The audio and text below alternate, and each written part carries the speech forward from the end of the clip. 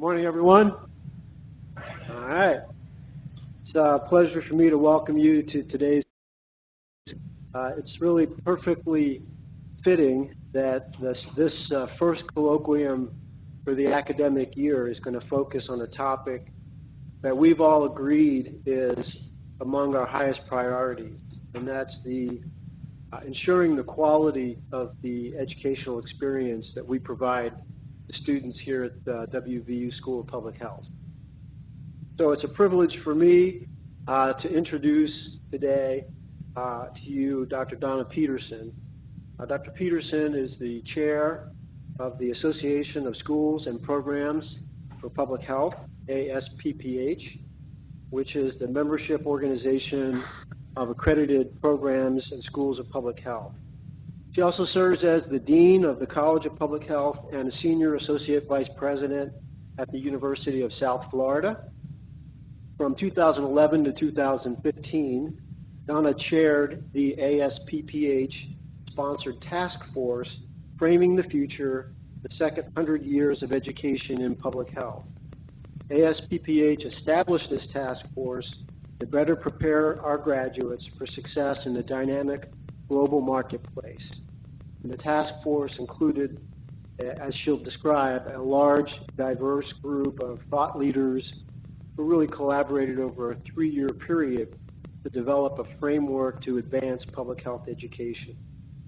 In addition to her roles at ASPH and University of South Florida, Dr. Peterson is also editor of the Maternal and Child Health Journal, founding member and past president of the National Board of Public Health Examiners, and the immediate past chair of Council on Education for Public Health. So please join me in providing a warm Mountaineer welcome to Dr. Donna Peterson.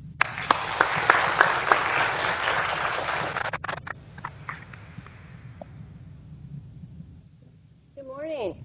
Can you hear me? Can you hear me? Am I on? I'm always on, but can you hear me? All right. Thank you so much, Dean Kubin. It's a pleasure to be here. I am delighted to share with you a little bit about the whole Framing the Future process and why we did what we did and what some of the outcomes were and what it means for where we are today. So thank you for the opportunity.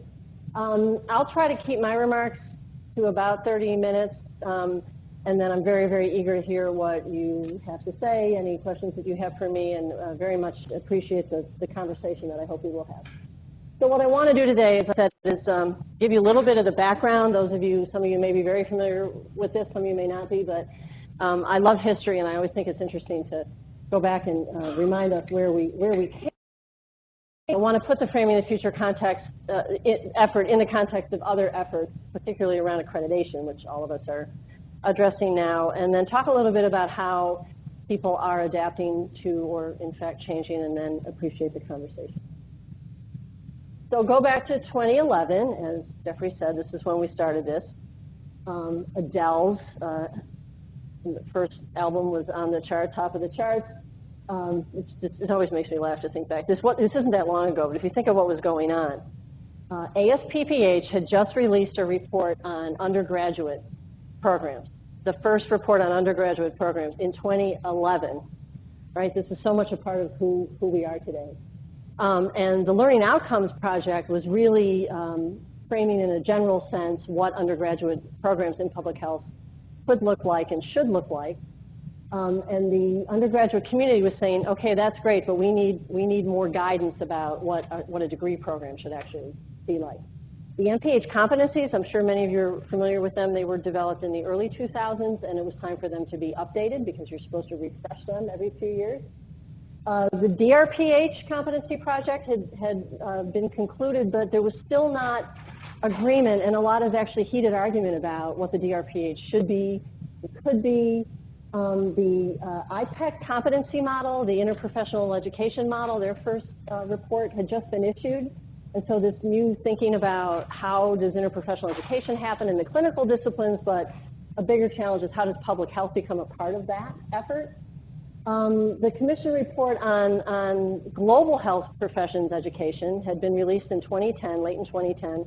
So in 2011, there was a lot of dialogue about what that report suggested around the fact that we don't do a good job educating the workforce for global health. In 2011, we were 1 year into the Affordable Care Act. Puts this in some context. And as part of the Affordable Care Act, the changes in the tax code that required hospitals to do community assessments of need had just been created, and a lot of us in public health were scrambling to try to be the resource to those entities and not have them go up on their own, because public health is always about how do we create systems that support improvements in health. So for us in public health, the other things that were challenging us and kind of creating this opportunity to rethink education in public health was this growing interest, again, related to the Affordable Care Act and some changes in the law about what population health meant. And for those of us in public health prior to this period, we often use those terms, as one and the same. So we would talk about public health, we talk about population health. But population health in this new era where health organizations were being asked to do more to address the needs of their populations, it took on a whole new meaning. We were looking at all of the availability of information from all of everything that's collected on us. We were becoming more globalized. Technology in healthcare was expanding. It was expanding in our everyday lives. Now it's hard to imagine that we ever talked about how much technology and when and where. We live now daily with Twitter and Instagram and all this stuff. It was not quite that way in 2011. The population was changing. We were looking at different paradigms around health, IPEIR. Changes going on in the academy as well, rethinking higher ed, rethinking the value of degrees, thinking about just-in-time learning, thinking about the value of a credit hour. I mean, all these things were being discussed. And of course, the workforce for public health is an ever-changing, ever difficult to grasp concept. So who's in public health, who's not in public health, and these things affect us in the academy as well. So in July of 2011, the Education Committee of ASPPH had an emergency meeting, which really makes me laugh. Really? The Education Committee needed to have an emergency meeting? But it was because of this sort of confluence of all these things happening, and as one little committee, how were we going to address the undergraduate needs, and MPH competencies needed to change, and what were we going to do with DrPH preparation, and what about all this interprofessional stuff, and how do we, it seemed like an overwhelming task, and the tendency, well, we'll have a committee work on this, and a committee work on that, and a committee work on that, made no sense, because you couldn't have any one of these things working without dialogue with all of the other things. So the dean at North Carolina, Chapel Hill, Barb Reimer, I always credit her with this, she said, you know what? Maybe we need to take an empty room approach. Let's pretend we have nothing. Let's pretend we don't know anything. Let's pretend we just landed on this planet. There's no education in public health at all. What would we build? And we said, okay, that's a great idea. Let's think about forming an effort to do that. And what really struck us was the timing of that suggestion, because 2015 was only 4 years away at that time. Why does that matter? Because the Welsh Rose Report was written 100 years prior to that. Show of hands, who's read the Welsh Rose Report? You are no different from any other audience I have ever addressed in my life. You can find it on the ASPPH website. It's not very long. There's a wonderful article written, appended to it about what was actually going on in the Welsh Rose Commission. But anyway, Welsh Rose Report of 1915 is what laid out the blueprint for public health education and really provided the foundation that we have utilized until now. And we said, wow, 2015 is 4 years away. We have our charge, and we have our date. So what's happened in 100 years since Welsh Rose? We decided to start there, sort of do an assessment. This is what you do, right? You kind of assess the lay of the land. So the Welsh Rose Report, since none of you read it, I can make up anything. I can tell you anything. No, the Welsh Rose Report really talked about the need for the MPH degree, and I'll tell you in a minute who they suggested should earn this MPH degree. They also alluded to a DrPH, and the idea there was we needed the MPH degree to prepare people to lead public health agencies, and we needed the DrPH for people to do the science that then would inform what those people in the practice of public health, in fact, did. And so from 2015, MPH, DrPH, 100 years later, we collectively offer a whole array of different degree options from the 2-year level all the way to postdocs and everything in between, and different kinds of masters and different kinds of doctorates and undergrad and joint, okay, a huge array. There's been an explosion.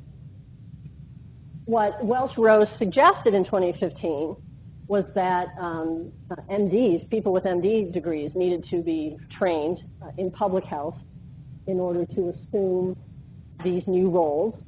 And they also allowed that other health professionals might also earn the MPH, but the goal was really to train MDs. And now today, of course, we train everybody from students in high school that are taking community college courses all the way through all the undergrad, the graduate, and the different types of people who come to us. People come with existing degrees and credentials. People come directly out of undergrad programs. They may come from the Peace Corps, other areas. Wide array of students. And again, in 1915, the point was to find physicians, give them MPH degrees, and place them as health officers and other health organizations relatedly, and then via the DrPH to conduct the research that was needed to support that practice. And today, as we know, our graduates go anywhere and everywhere. It's a great strength of academic public health, and I think a great credit to the training that we've been providing and will continue to provide, that graduates of these programs are attractive to a wide array of professional opportunities. And that's a good thing, because we want people with public health training and public health knowledge and skill in all of these arenas. But it makes it difficult then, what is the public health workforce? And it sometimes challenges us. How can I possibly prepare people to do all of these different jobs? So ASPH over the years had tried to address some of these challenges. I mentioned the MPH core competency model was their first foray. They then developed the DrPH competencies. We had developed the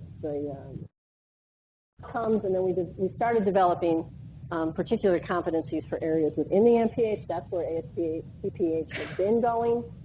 But in 2011, we said, no, as I said, we're going to start over. We're going to form a wide-ranging, diverse group of people. We're going to create a task force. We started with, I think, 24 people that we invited from academia, from the practice world, from CDC and HRSA, from some foundations. And people heard about it and started calling me and would say, can I be on this task force? And in, I think, every case, I said, well, sure, because if you want to be there, then why wouldn't you be there? It wasn't a closed process. And that led to a more diverse group. And then we later realized that one of our challenges, again, back to what is the workforce and who are we preparing our graduates, you know, what are we preparing them to do for whom? We couldn't possibly have every potential employer on the task force. It was already pretty large. We had a lot of them, but we wanted the input from others, so we created this panel of a wide array of potential employer, people who were employing our graduates who could, and we talked to each of them and got their insights early on, and then they read every draft of every report that went out to make sure we were addressing those needs. So the charge was pretty straightforward, to reconsider the role of education in public health 100 years after Welch-Rose. We actually spent too much time at one meeting arguing about, should we really say 100 years? Shouldn't we say 20 or 10 or 5? Who cares? Can we just do the work? It was really about what was the vision for the future, post-Welch, 100 years post-Welch-Rose. But to my mind, honestly, we already knew there was transformation occurring. We already knew that people had been adapting to this new environment and seizing new opportunities. And so this was really an opportunity to, through this process, continue to encourage that kind of change and share what we were learning through this process to help people move wherever they were comfortable moving.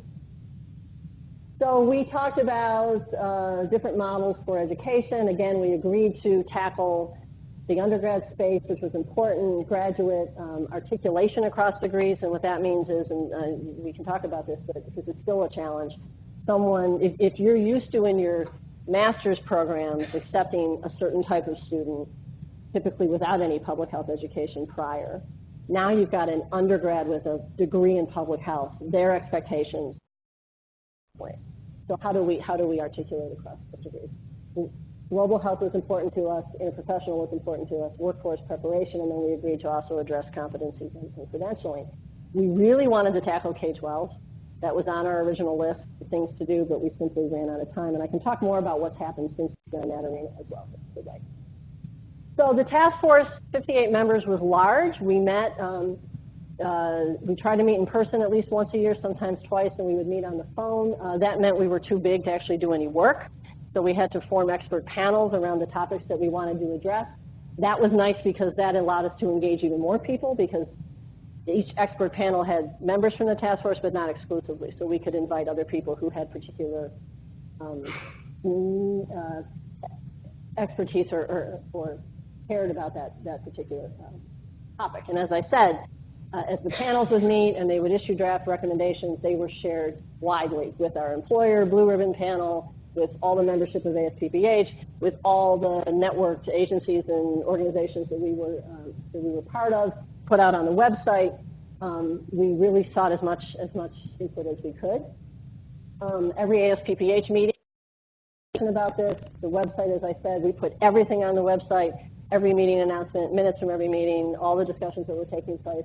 I started a blog where I would post provocative questions, which was really kind of fun, because if you just say, hey, this is what we're doing, what do you think? A few people might respond. But if you say, hey, how about we don't have the MPH anymore? You get all kind of response about what that might mean. We also got ourselves on the agenda of any related professional meeting that we could, whether it was the APTM or AAC&U or the undergraduate group, the two-year college group. You know, we tried to get as much input as we could. And then I offered to travel around the country anywhere anyone wanted to talk about this. So again, conversation. So by the time we were done, I had done 50 town halls around the country. And again, the point was that it was, to me, it was all about the conversation. It was about learning what was already happening out there. It was about learning what people were creating and what they were eager to explore. It was hearing the concerns. And because it was over time, you know, each successive town hall would build on all the ones prior. So I could say, well, I was in these 3 places, and this is what they said. Here's the draft of expert panel number 2 or 3, and get input, and then here's where we're going, and get input there. So the end result was we ended up with these 6 reports, and then the Blue Ribbon Employers Advisory Board, there's a report on what they initially said to frame this. So we ended up with 6 expert panel reports from the 2-year colleges, the community colleges, the undergrad, the MPH, the DrPH, workforce, a group that ended up calling itself Population Health Across All Professions, which was our attempt to dive into this interprofessional space and talk about what that might mean for education for us. So I'm not going to go through every one of these. These are all available, by the way. You can go to the ASPPH.org website. You can find all of these. I also want to note, if you have been paying attention, the change in, this was the logo as we started. So see, we have this kind of frame here. And then when we got done, we were exploding out of the frame. So I point these things out so you understand what this is how I spend my time. So just a few highlights, things that sort of themes that cross through all of this. Everybody talked about wanting more flexibility, more opportunity to innovate, and those were comments for the accreditors. I should say that the accreditors' seat was on the task force. They were on every expert panel. They were great partners in this. So that came up everywhere I went. The undergrad programs are here to stay. I understand you have one here. Again, back in 2011, there was a lot of consternation about that and a lot of angst, and there may still be some angst, but they aren't going away. When we did a survey early on and found, I think, 160 undergraduate programs that ASPH, as it was known at the time, really didn't know anything about. These were popping up in small colleges around the country. We didn't know anything about it. When we did a follow-up survey several years later, I think there were over 500. So, you know, and there's not much we can do about that other than to embrace it, which we've done. So we did develop critical component elements for degree programs that were pretty much adopted wholesale by CEPH when they wrote their accreditation criteria.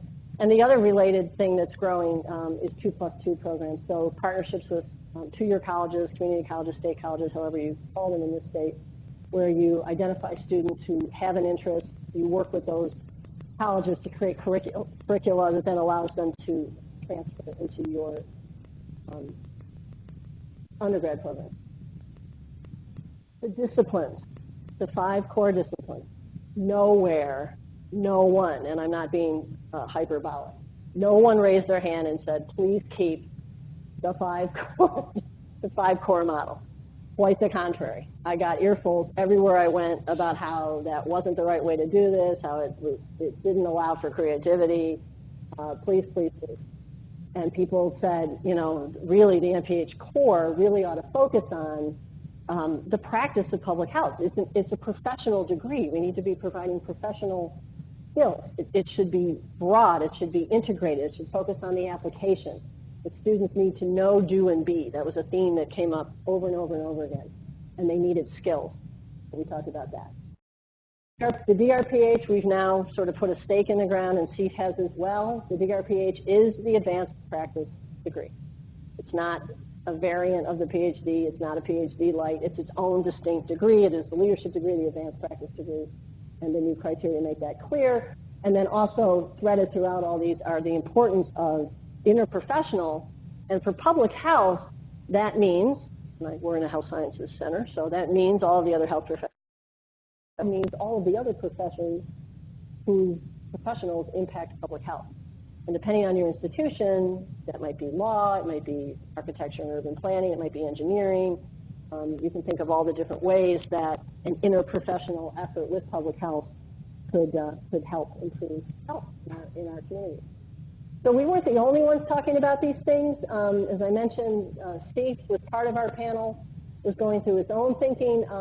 The Public Health Foundation, the Council on Linkages, had actually refreshed their competencies for public health professionals. ASPH, the Association of State and Territorial Health Officials, had just conducted their substantial survey on the workforce and what they believe their needs were for training. And the National Board, who administers the exam, the CEPH exam, had done what's called a jobs task analysis, where they actually went out and surveyed thousands of people in the public health workforce to ask them, actually, what do you do on the job? Because if we're going to be preparing students with skills, we need to know what those skills are. So the CEPH criteria then becomes, in some ways, the ultimate imperative for change. So all this dialogue around change, you know, was meant to, again, have a rich conversation and learn from each other and suggest new avenues, but it didn't require anyone to do anything. It was just, these were resources, these were tools, these were ideas. And I always like to point out, and so I will now, if you go on the website or if you have and you look at those reports, remember what they are. They are the best thinking of a group of people at a point in time. That's all they are. And they weren't mandates, and they weren't, you know, it's just the best thinking of a group of people at a point in time. CEPH then comes in and says, okay, we're hearing from the field, because CEPH is us, we like to forget that, and they're trying to reflect what we believe is appropriate.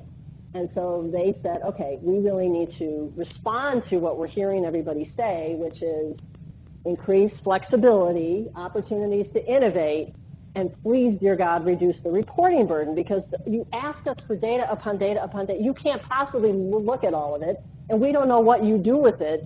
You know, there's sort of a point beyond which, why do you need to know all of that?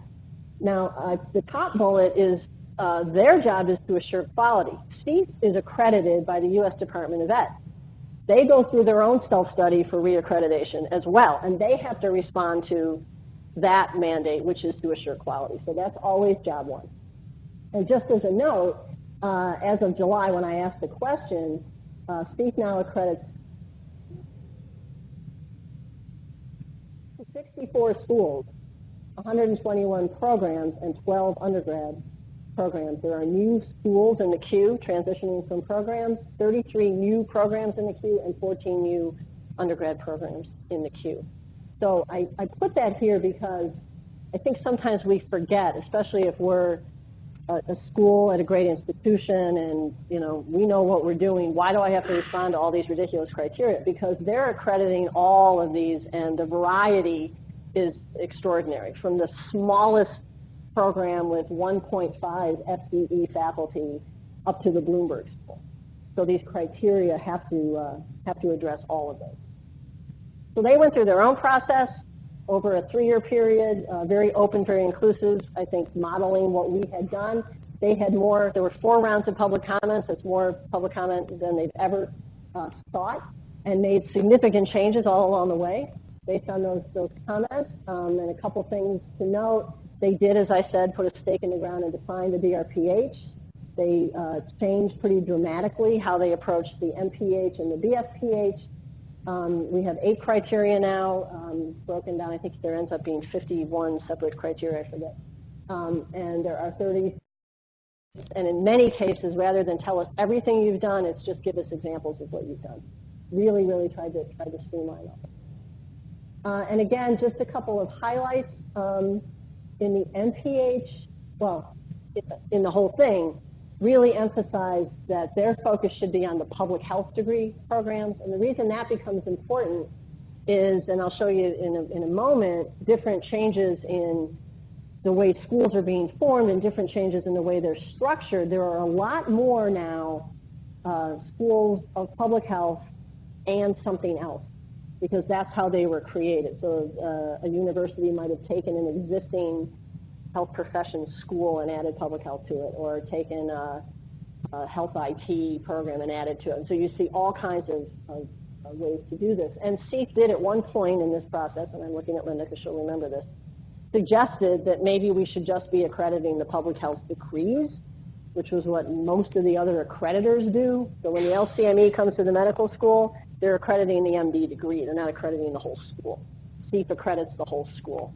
And there was such a response to that. I'm still wounded from that. We said, okay, fine. We'll accredit the school. That's important to you. But we're going to focus on the public health degrees because that's really what we know something about. So they did that, changed the core requirements, changed the faculty resource requirements, changed what had been the culminating in the field experience requirements, changed those up, again, in response to the reality that we saw in site visit after site visit after site visit. So you know this already, I won't go through this, the foundational knowledge that all MPH students and all DrPH students have to be exposed to somewhere, and you need to tell the accreditors where this appears in your curricula. For any other degrees you have, other masters, other professional degrees, you have to tell where these are delivered and where they are assessed. Bit of a change, so the 2 sets of knowledge. And then the competencies, there are 22 foundational competencies. These went through round and round and round and round of changes in comments. It's still not perfect yet. They know it, we know it. Going through self-studies and site visits, they're learning where the pain points are, and they will, I have every faith, begin to address that once they have enough experience, and that will go back out, I'm sure, for comment. But in the meantime, I think it's really challenging a lot of us to say, well, how do we deliver these competencies? And competencies aren't just show us where they are in your curriculum, it's where are they actually showing competence? So you have to show how you're assessing the fact that the competence has been achieved. You can't read this, you don't have to. I just put it up here to show that there was great confluence of, back on the slide where I showed you all the different groups that were examining competencies, CEPH and the Public Health Foundation Council on Linkages, the employer panel from the Framing the Future Task Force, the MPH expert panel, and the job task analysis. There's this great confluence of thought, which is what there should be. We shouldn't be so divergently apart in our thinking about what public health professionals need to know and be able to do, and therefore how we should be preparing them. And again, the goal of flexibility. That was, if we heard anything, that's what we heard. Please, please, please, please, please. And so with flexibility, that's great, but it means you have to then, in some ways, make your own decisions and create your own course. Our leaders have to lead, because it's not simply following a prescriptive, well, you must do this. It's you come up with the way to make sure this knowledge is delivered and these competencies are built. And the criteria actually speaks about how schools and programs should be thinking about these new criteria in light of the communities that they serve, and you are allowed to define that yourselves, what your particular students demand, what do they want to do, and what does the faculty know and do themselves. So what expertise do you have? What community need do you have? What student interest do you have? And that's what should be driving how you decide to create these learning opportunities. And we expected to see a variety of different models. There's no one right way to do this. That also means there's no wrong way to do it either, as long as you can meet the criteria.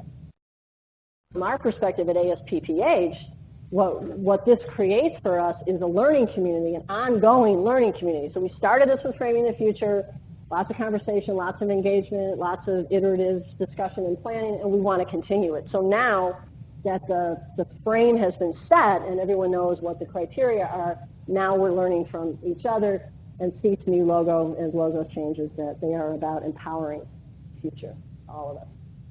Now, having said that, no one likes change, right? No one likes change. My sister, and I always use her as an example, was one of those kids who didn't ever want anything to change. Like, the house should be the same, everything should be the same. Our mom was one of these people that was forever changing everything up. So you'd leave for school in the morning, and you'd come home, and there'd be all new furniture in the living room. Or you'd sit down at dinner, and there'd be all new plates. Or she would just decide to switch our rooms. And my poor sister still has to see a therapist. Change. Some people just can't. But it's sort of a human phenomena that we really prefer things the way they were. And so this is how we respond to change. We don't like it, we're in shock, we deny it, then we get mad, and then we blame, and we finger point and all that stuff, and then we don't care anymore. I give up, and then we gradually accept, and then we begin to embrace it, and then we move on into the future, and it becomes the new norm. Right? But we are changing. All of us are changing. Even if we're not changing, we're changing because things are changing around us. So, for instance, looking at the core curriculum, which was a big sticking point, though, as I said, no one anywhere told me to keep the 5-core model. No one suggested that. So people wanted flexibility. Well, now you have it, but that means you have to decide. So people have decided to keep their 5-core courses and either modify the content of them or add new material to them to address those 22 competencies.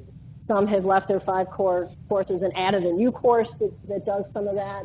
Some, it's not a course, but it's the students come together across these courses and talk about how they would apply the learning from those 5-core courses. Some have gotten their faculty together and said, well, we're going to keep our 5-core courses, but we're going to add these sort of thematic threads so that when you're talking about how you do an epi investigation of an outbreak, we're actually studying in the environmental area, different sources for outbreaks, and then in the behavioral science class, we're talking about how you intervene, and so on and so forth, or adding skills sessions that really dive into those skills.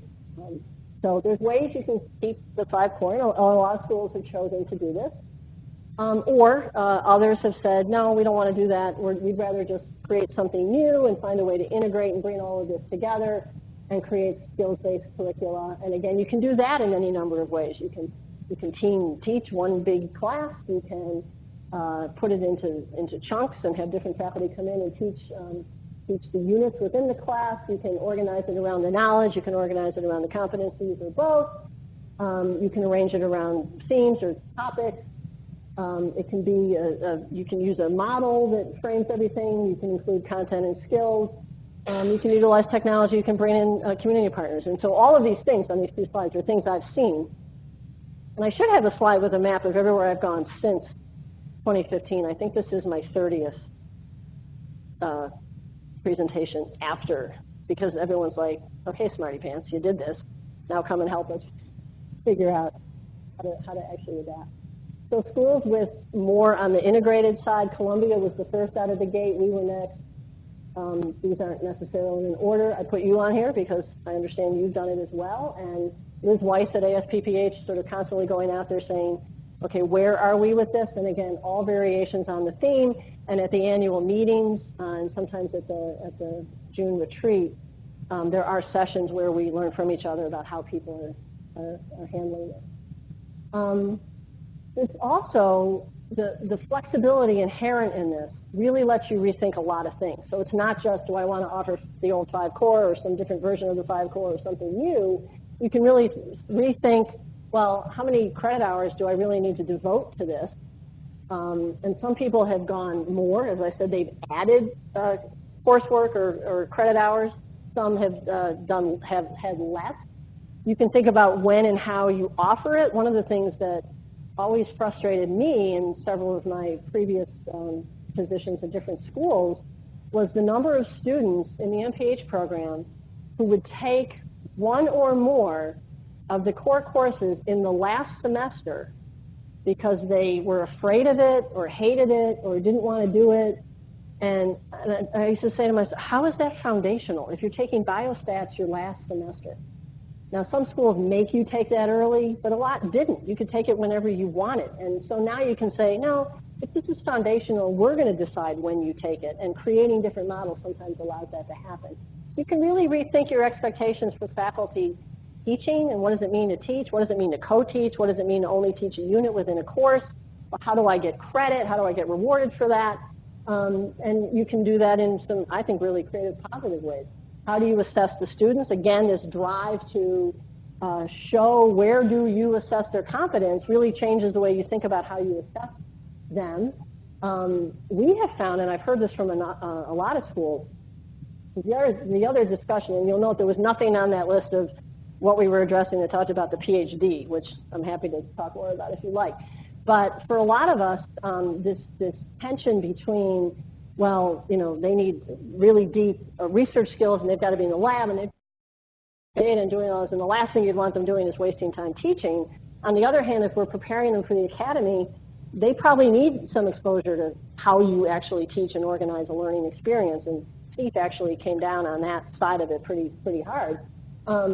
Doing these courses in these new ways really gives opportunities for your doctoral students to be teaching assistants and is a great add to the sort of workforce and remove some of the burden from faculty. And then lastly, when you change up your core, it also allows you or forces you in some ways to think about the concentrations, especially if you're changing credit hours or the timing of when this has happened. So just to show you this, and then I'll jump back to that theme. So just to show, we're just one example. So ours is a 12 credit, so we went from 15 to 12, because when we really analyzed it, there was a lot of stuff was repeated across courses, or there was a lot of, well, I ran out of stuff, so I'm going to bring in some guest lectures kind of thing. So we start with a 1 credit intro. I'm actually teaching that right now.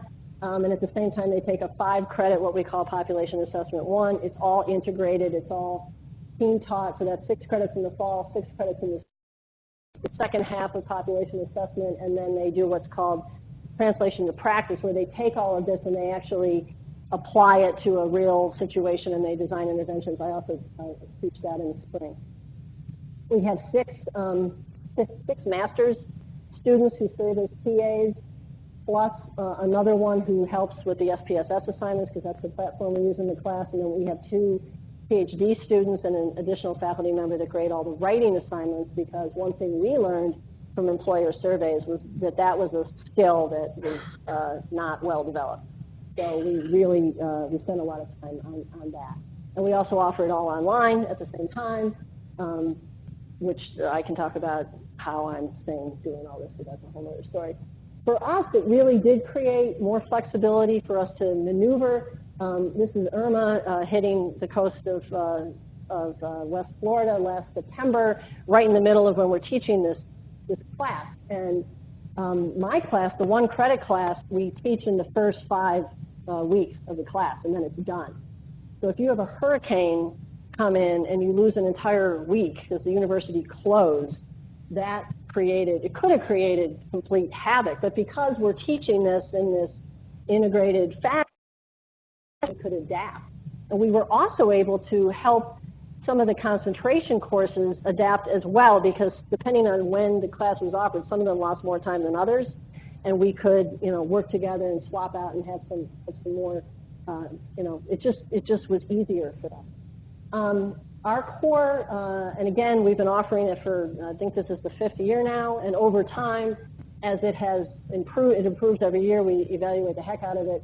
All the MSPH students take it now because, again, they have to meet criteria as well. It was, the faculty all agreed this was an excellent. The MHA students take it, and any doctoral student who doesn't have a prior MPH degree or evidence of prior coursework takes it as well. So we have 160 enrolled right now in 2 sections, and then I have 180 online. And we also teach it in a flipped model, meaning they do a lot of the just basic reading and the narrated slide sets and short film clips before they come to class, so that in class we can do the work. They get together and they do case analyses or they solve challenging questions. So back to the concentration. So again, flexibility. You used to have to offer 5 MPH concentrations in each of the 5 core disciplines. That's gone. CEPH actually didn't want to require any more than 1. And the field responded and said, no, you have to tell us that we have to have a number. And the number everyone wanted was 5, no surprise. And so we compromised on 3. And so 3 of anything you want. And all that CEPH asks is tell us what the competencies are associated with that concentration. And framing the future, again, envisions schools with lots of flexibility and lots of room to be creative, coming up with concentrations that spoke to community needs, faculty expertise, and student demand, as I said. And when you go into the SOFA system, which is the centralized application system, if you've never been in there poking around, you really ought to go look at it. It's fascinating because students look for concentrations. And that's what they're applying to. And just as an example, and this is literally only an example, the old model, again, there were the 5 core. Everyone had to offer the MPH in those 5 core areas. Now, and this is, I just kind of randomly picked things that looked of interest to me. When you go on SOFIS, you can apply for an MPH in bioethics, in health communication, in informatics, in One Health, in rural health, in urban health, tribal health, maternal and child health, global health, all these different opportunities. And so again, we're watching schools and programs be really innovative, responding to community need, faculty expertise, student demand, and creating really interesting niche programs. And in some cases, they may be the only one. If you're offering an MPH in the epidemiology concentration, which I think all of us are, 64 schools and 121 programs, they're not all in SOFIS, but I'm the University of South Florida. You're a little ahead of me in the, no, you're after me in the alphabet. Think of how many they have to scroll through to find yours if you're looking for one of the standard concentrations. If you come up with applied, it's like in the phone book, the AAAAA oven repair service, right, so that you find it first. If you come up with applied analysis of artifactual applications, I don't know, right, you'd be first. And so people are doing this. So I encourage you, if you haven't spent time on that list, you should. So, framing the future. So this is kind of, this is an older slide. I think you can probably guess when this was. This was last summer, I think. But a lot of these things are still real. Climate change, the opioid epidemic, the social determinants of health, mass incarceration we're still dealing with, gun violence. This was 2 weeks ago, the first day of class. I was driving in and had NPR on the radio, and these were all the stories that I heard. There were actually more that I didn't hear because my drive is only circumscribed. But this is what I heard. Plastic, we're concerned about plastic, changes on the rates for coal-fired plants, disparities in cancer diagnoses. Flint hasn't gone away. People are now being convicted. Ebola, new ways of activism, and men's health if they're too isolated. And I share this with the students to say, this is the world you are entering, and every day it changes, and you have to be connected and concerned. So I just got this the other day. Someone said this, the pessimist sees the difficulty in every opportunity, and optimist sees the opportunity in every challenge. So I think we have to respond to these challenges. Oh, this is my favorite. I never heard this before. You will never reach your destination if you stop and throw stones at every dog that barks. I actually printed that and put it on the right above my computer screen.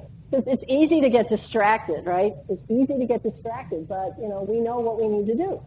So are these opportunities or are these challenges, and we're just going to throw our hands up in the air?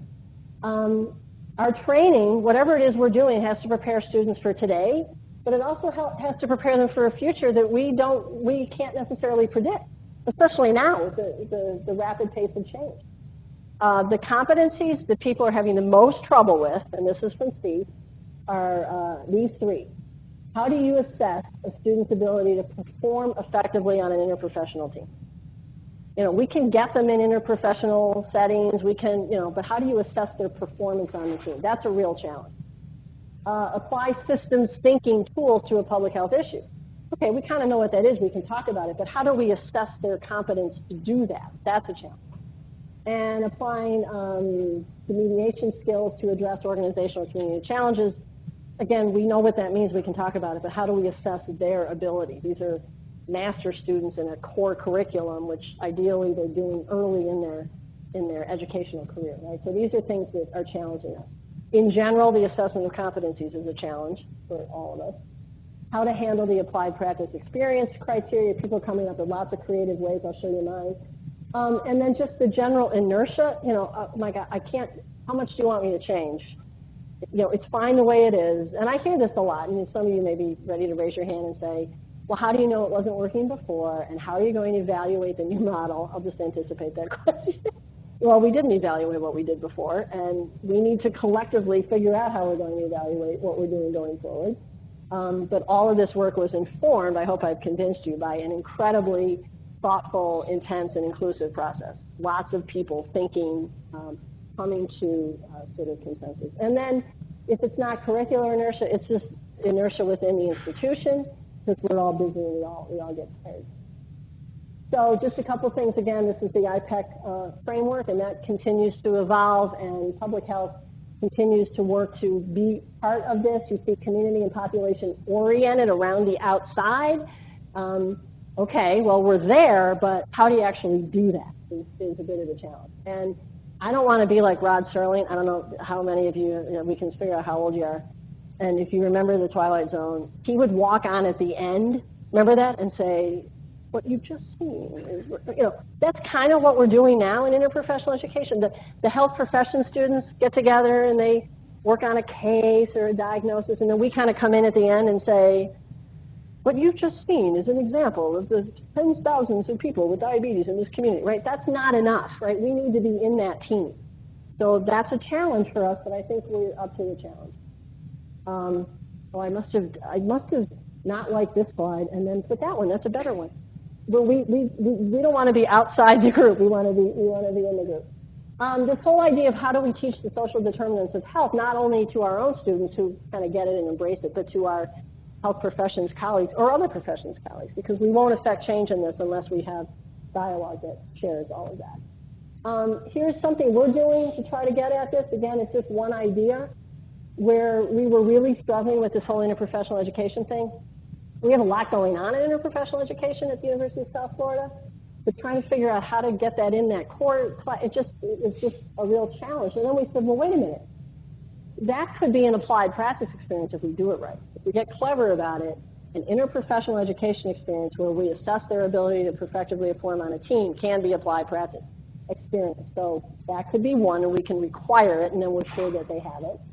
They could do a field experience like we used to do back in the day. That could be the other if they want. The field experience can also meet the integrative learning experience if you want to do it that way. But then you also allow for students to be engaged in a variety of practice experiences, because that's really what we want. And you can come up with a portfolio that allows them to manage those activities against competency requirements. That's just one model. And then the last thing that has come up many places that I've gone, and something that we've addressed, is, if we're really now embracing the MPH as a professional degree, and we're building skills, and we're not doing the old core model, and we're looking at more flexibility and more innovation and more creativity, and we're really looking at public health as, so it's not 5 core disciplines within public health, it's public health as the discipline. That's how we relate to the interprofessional activities and how we think about social determinants. why would we be organized around the old five core disciplines, which most of us were, because it was convenient. You had to have these five core disciplines, you had to offer classes, you had to offer MPHs, and you had to have faculty, 4 plus the equivalent of 1 FTE in each of the 5 core areas, so most of us organized that way. A lot of people are rethinking that model because it doesn't quite comport with all of this. So new schools of public health, because I showed you how many new there are, and there are, brand new schools have the ability to organize however they like. They're not bound by any history or tradition, and a lot of them are organizing in very new, creative ways, not around those 5 core areas, and in some cases not around departments at all. And in existing institutions, many with new leaders, they also have the opportunity to rethink the structure. So no departments, having departments that reflect the multi approaches that we use rather than the one approach. People are creating structures around centers or institutes rather than departments. They're distributing expertise. So one school I know put an epidemiologist in every other department and no longer has an epidemiology department. And in those complex schools that I said before, public health and health informatics, public health and human science, public health is a department. Right? And other people are looking at, well, maybe I like the department, but I'm going to change the way they operate, or maybe I'm just going to give people new titles and maybe move them around. Maybe they can be in a department, but I want them seated in different ways. So here's just a couple of models. The Rutgers School of Public Health, new dean, he has now created new departments. So some look like what you would think and others don't. So we have systems and policy, social and behavioral sciences. We have urban global public health. We have epi-bio combined, and we have environmental occupational. So some traditional, some combined, some new. That's one model. Arizona has 3 departments: community, environment, and policy, epi and bio combined, and health promotion. The Loma Linda School got rid of their departments and organized around institutes. The one's called community resilience. The other is leadership and health systems. The other is nutrition, healthy lifestyle, and disease prevention. I think this is probably the best example of responding to the faculty expertise, community need, and student demand. That model, this is Oregon State, who has the best tagline ever. I wish I thought of that. Out there. Isn't that great? So, they have a school of biological and population health sciences, a school of social and behavioral sciences. And so public health sort of crosses, and they're one of those schools that has PT, OT, nutrition, a lot of other things, but they organized around 2 schools. And then this is the University of South Florida, where we no longer have departments. We are one faculty, and they are aligned in what we're calling strategic areas, and all of the normal sort of departmental administrative functions are being handled at the college level. So today, Cardi B has the #1 song. I actually had to look it up and listen to it because I no longer have teenagers in the house, so I have no idea what's going on culturally. But that's the summer #1 hit. I like it. No one likes to change, but I think we all know that the world is changing around us. We have new opportunities, and that we really can and should be preparing and promoting a new generation of professionals in that. What we are about.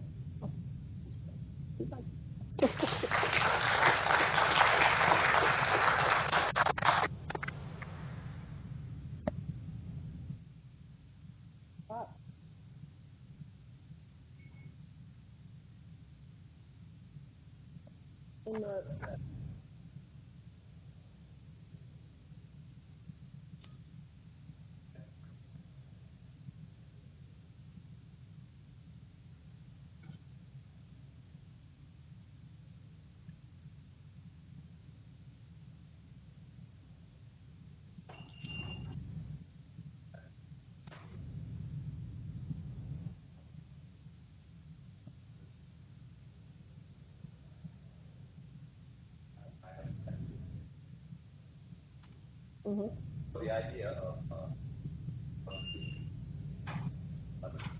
human life.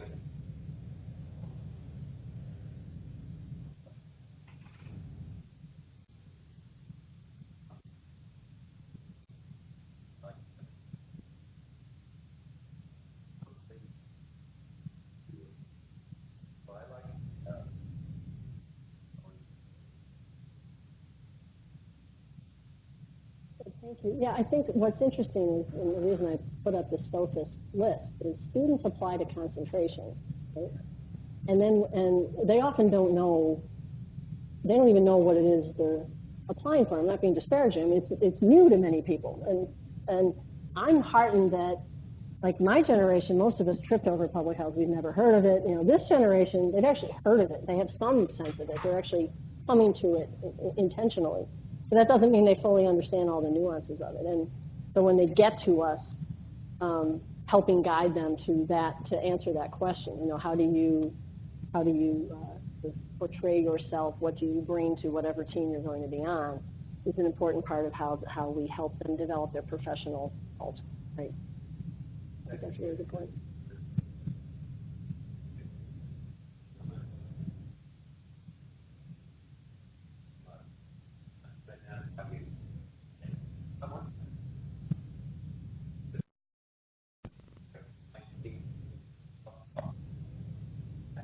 Mm-hmm. Need that skill set.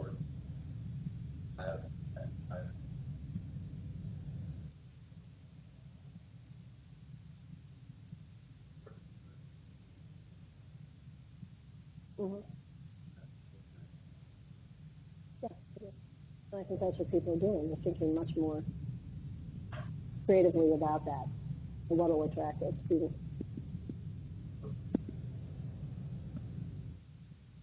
Which I didn't talk about. That's the other piece. I didn't talk about certification either, but I won't. I'm going to let the gentleman in the back his hand up. Yes, thank you.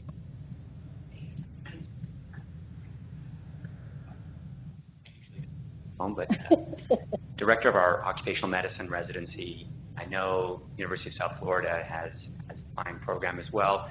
We've submitted for a public health residency, which we hope to start in July. When you run a preventive medicine residency, you have the wonderful position between two accredited bodies, CEPH for the MPH and the Accreditation Council for Graduate Medical Education, ACGME, for the residents. Mm-hmm. In my 19 years of serving in this role, I have found that to some extent the two bodies are pulling you in different directions. In other words, to CEPH, you de-emphasize all the non-MPH related aspects of the program, and to ACGME, you de-emphasize the MPH component. And what I found is it's gotten harder and harder for us to retain the MPH within the preventive medicine residency, including with our new curriculum. So my question is really bringing you back to 1915. What are your thoughts on that physician workforce in preventive medicine? Because the ACGME has just actually issued public input on their accreditation requirements and are asking the question, should preventive medicine residents even do a master's degree? So I'd be interested in your thoughts. Would you answer that question yes? If so, is that an MPH? Is there some other model for us to integrate the master's training within a preventive medicine residency? Thank you. Thank you, Dr. Martin. That's an excellent question. I've been and remain and still am concerned about, when I look at the data across the country, across all the ASPH reporting entities, we're graduating collectively among all the graduates with MPH degrees. I think it's less than 8% have MD degrees. I think that's too low. I think 100% was too high, like in 1915.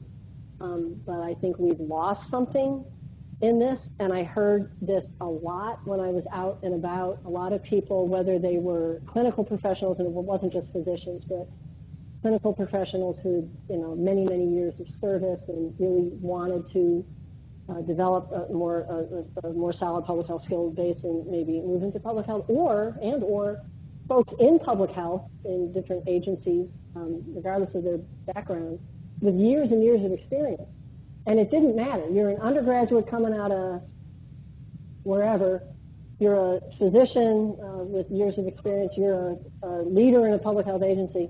They all take the same curriculum.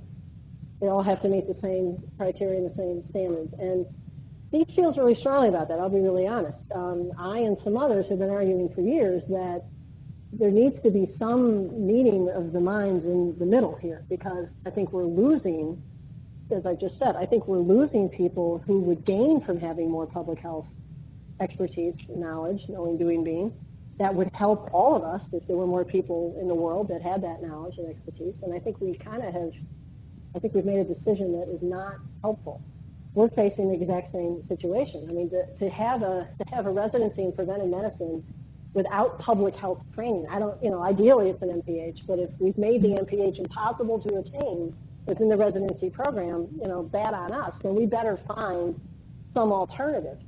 Because if the choice is have the MPH or don't have anything, that's not the right conversation to be having, in my mind. I think we have to find a way to make this work. And I was on CEPH. I chaired the council, and I can tell you these were heated debates. And I didn't win. I didn't win that round. But I think as the whole higher education landscape continues to change, and what I said early on, really even rethinking what's the value of a degree, and that really kind of shakes everyone to their core. But employers, and you can read our report, you can read any report, what do you know now? What do you know today that you can do in this job? And the fact that you, however many, you know, last month, last year, 10 years ago, from however prestigious an institution, doesn't seem to matter as much to them anymore. So how are we adapting to that? Which is more contextual to your question, right? Do I think preventive medicine residents, do I think all residents should have some exposure to public health or population health concepts? Yes, particularly on the preventive medicine side. I think it's essential. I think it's the idea that we would divorce those things to me is completely crazy.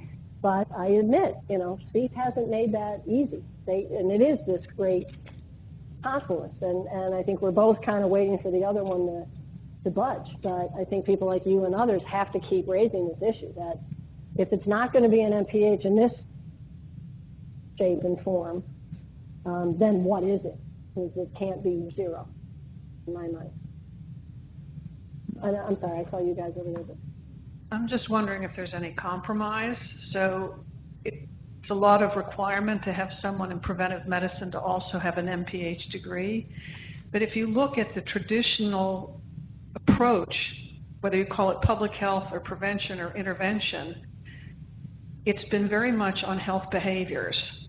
And so this is what MDs are taught to do. Don't smoke, don't drink too much alcohol, improve your diet, and these are all very good things.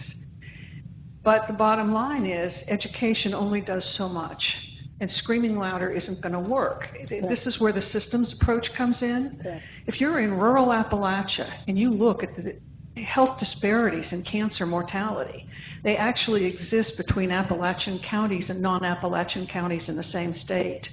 So you have to look at the socioeconomic status and how that influences not only health behavior, access to health care, but stressors, gene-environment interactions. And so I think a very strong case can be made if you're willing to give up the MPH, but move this whole concept into the preventive medicine program. It's really important. Mm-hmm. We're not going to make any you know, improvement. I would agree. At the mic over here. Morning. Good morning. I'm going to have to agree with Dr. Martin. This was quite the fascinating lecture for me, both personally and on a professional level. My name is Carolyn Kidd, and I'm a clinical nurse educator with Atlantic AIDS Patient Training. We know how HIV, opioid use intertwine public health. Another thing I found fascinating was the IPE aspect of this, because I came here today with kind of a different agenda, and you and I had thought, and I'm not going to even go there, because I just want to talk about what I heard today. IPE, being a nurse and not involved professionally with public health, this has been a really good learning experience for me. I would love to be able to see HIV incorporated into curriculum somehow, because it's my passion. Of course, and it's still a problem. I have a kid who's in health, master's degree. Ooh, yay for her. And I have encouraged her to try to find something in the HIV arena because we need young blood in this particular field. So thanks very much and your presentation. Appreciate it. I told you the course I teach is called History and Systems. It's 1 credit, it's 5 weeks. We hit it hard, but it allows us to talk about things like HIV going back to the early 80s and describing what was happening. A lot of students today have no idea. Why would they? And so we can talk about a lot of these sort of, why do we do what we do today? We go back and look at the history. And it's also a good way to, infuse lots of content without sort of dwelling on content, because as we said, it's supposed to be about skills, but they still need to know things, and they need to have that, the sort of shared professional history, the language and important events, and you sort of have to have that to be that's part of what it means to be a professional. So thank you for saying that. I agree with you. Yes, ma'am. I don't need my, I have a very loud. So that several years ago,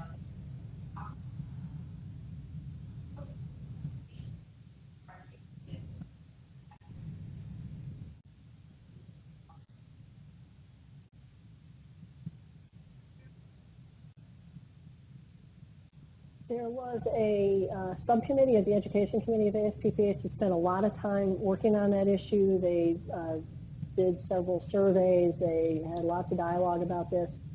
I'm actually not, I'm trying to remember where that ended up. I think there was, do you know?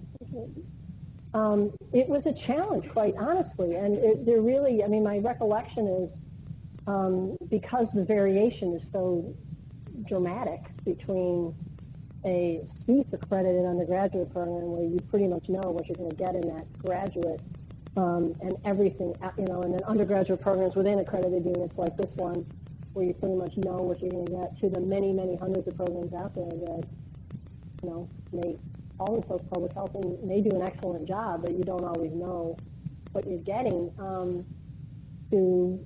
Then what does it mean on the receiving end? There was discussion about having a CPH version for undergrads to be able to kind of test out. But a lot of us that have created these integrated cores aren't going to allow them out anyway. So, so I don't actually know where that came down, but I know there was a lot of good work. So certainly.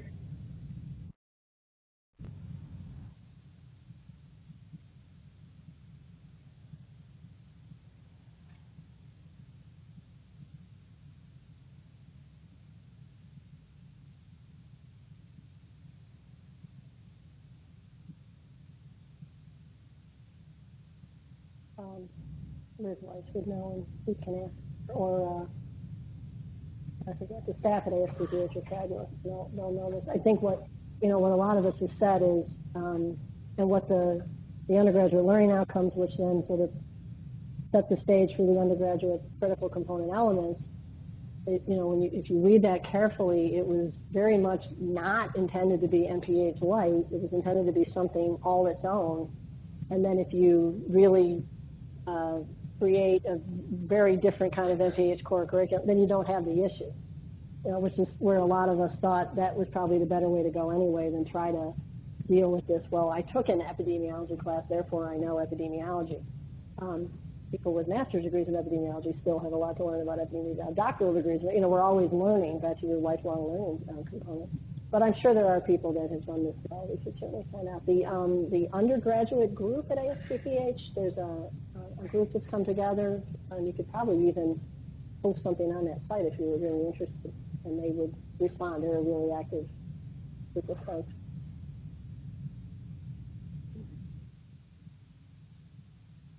I should say, so I'm not misunderstood.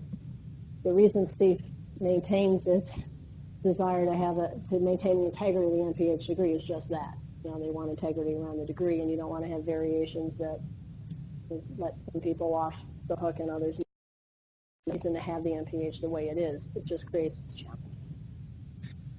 challenge. My name is Marco Schaff. I'm a current MPH MBA dual degree student. this is not going to be a question that I think we're going to solve, but I was wondering if there was any specific initiatives or ideas that came out of sort of the ASPH as far as education or affordability. My concern is that we have rising costs of education across the board, but that focuses people toward pursuing professions or trades that have a high return on investment. And my fear is that we are pricing the future public health practitioners right out of fields where they're able to make positive health outcome impact. I'm just wondering, do we have any ideas as far as how can we, combat this trend? That was an excellent question, well stated. You should be proud of your students. There's been a lot of discussion about that, I can assure you. We actually devoted a whole morning on that topic at the leadership retreat of ASPH. A couple of years ago, we brought in an expert from a national organization that was looking at all the different trends and tuition and fees and the options available and what it means, and it's a real challenge, and the leaders of schools and programs of public health are very, very concerned about it. It's not always something within our power, right? The universities set their policies. If you're a state located, we like to say, because most of us in state universities don't get anywhere near the funding that we should, and then that gets passed on to students. Private institutions have their own issues. The loan system is terrible, quite honestly, and the loan forgiveness programs are being eroded.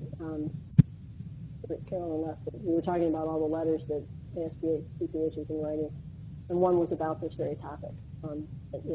Far from needing fewer loan forgiveness or loan repayment programs, we need more, especially in this field because of the importance of the work that gets done. So you're absolutely right. A lot of people are concerned about it. A lot of people are trying to come up with solutions for it within individual institutions. A lot of us go out and try to raise money to provide scholarships for students to help. But it's a real challenge and it's a real fear. Exactly as you said it, you articulated it beautifully. These are important professions, and we wouldn't want people who could be excellent contributors to turn away because of the cost. Linda, do you want to talk to Alexander?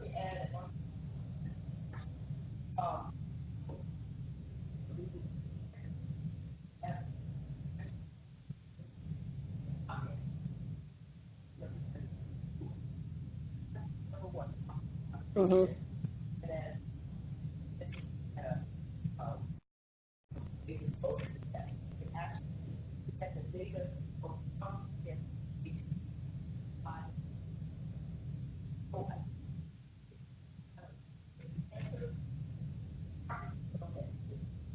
It's an issue, yeah.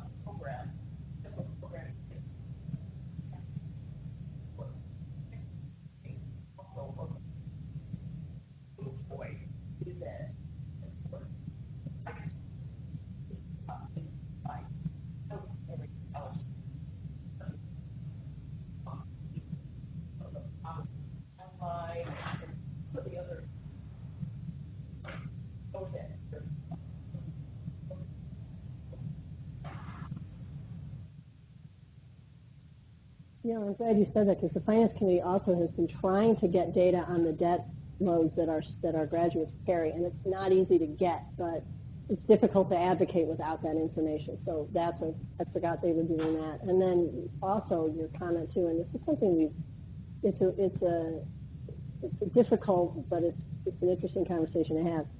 If the West Virginia University School of Public Health teaches the best biostat class in the world, why shouldn't every student get access? Why is the poor slob that went to South Florida getting a lesser, not that they are, they're getting a great education, but, and that's an extreme example, but are there ways to better share at ways that aren't cost prohibitive? And also, it's not just the tuition and fees, but it's the opportunity. So if you really want to do an internship in Washington, for example, how can we make that available to you? If you want to study abroad, how do we make that available to you? If you want the opportunity to spend a semester in a laboratory or with a business, you know. So it's all those things that we're trying to come up with ways that we can collectively make some of those opportunities available in ways that are affordable, but that everyone has access to. I don't need the mic. This was just a quick question. One of the problems with the whole financial issue is interest rates. Does that come up? Oh, I mean, yeah. these loans Oh, yeah. are 8%. No. And so it doesn't matter how much they pay. They can never get their head above water. Yeah. So this generation is now, you know, instead of buying a house in middle age, they're paying off student debt, and they can't accumulate anything to retirement. It's just egregious. And we don't pay well enough, to your point. You know, that's the challenge too. Salaries aren't.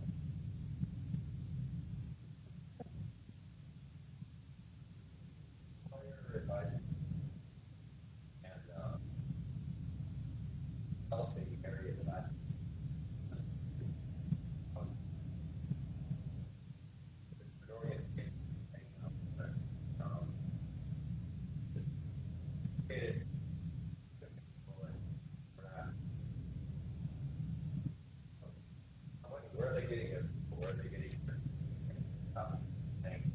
What's wrong with it?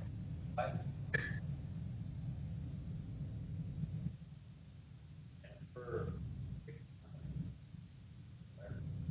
I think, you know, everything and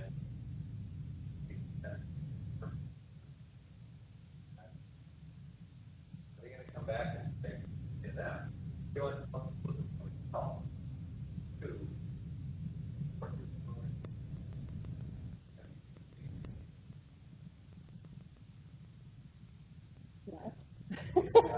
Yes. So ASPPH as an organization is looking at, you know, very different ways of operating in the larger sphere, and things like corporate partnerships with different businesses and corporations, or, you know, there's sort of a global agenda, there's a local agenda, but also creating models or tools that deans and others can use. You know, if you say, boy, I'd love to approach, I don't know who a big employer here is, but I'd love to approach them, and what's the best way to do that? We're trying to develop those tools. It's like in the development area where you're trying to raise funds. You know, we're all public health professionals. We're not in those circles. It's sort of it's like this. But there are ways to do that and ways not to do that. How do we learn from each other? And it's the same way with approaching corporations. And so we're kind of in that space, but that's a good suggestion. No. one of the groups we're trying to add, part that I do is part of an integrated application. Where we live, learn, work. Right.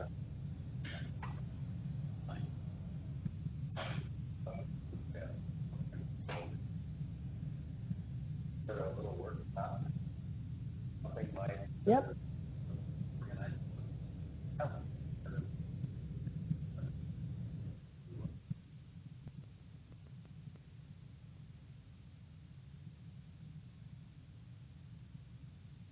Well, I think we're watching schools and programs do just that, you know, where they develop a clear area of expertise that is unique or one of only a few.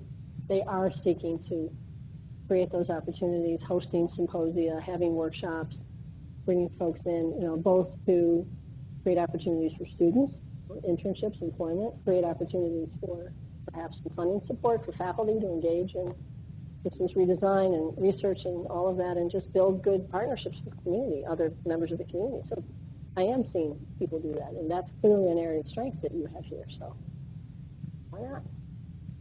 Why not? Any other thoughts?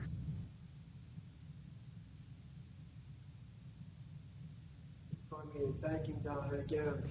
Thank you. Appreciate it.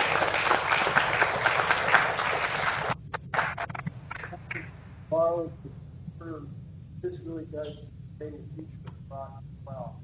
As we think about